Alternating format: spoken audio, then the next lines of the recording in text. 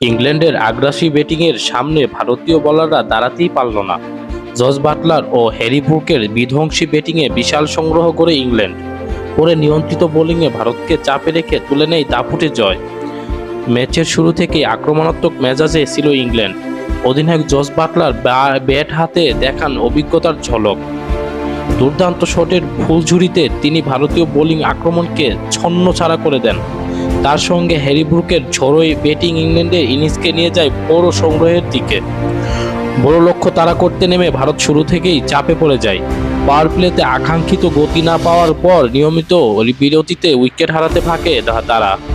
কয়েকজন ব্যাটার লড়াই করার চেষ্টা করলেও ইংল্যান্ডের বোলারদের নিয়ন্ত্রিত আক্রমণের সামনে ম্যাচে ফিরতে পারেননি ভারত। ইংল্যান্ডের পেস আক্রমণ ছিল ম্যাচের অন্যতম বড় পার্থক্য। গতি, বাউন্স এবং সঠিক লেন্থের মাধ্যমে তারা ভারতীয় ব্যাটারদের স্বাভাবিক খেলায় বাধা দেয়। অন্যদিকে ভারতের বোলাররা ইংল্যান্ডের পাওয়ার হিটিংয়ের সামনে কার্যকর পরিকল্পনা দেখাতে পারেনি।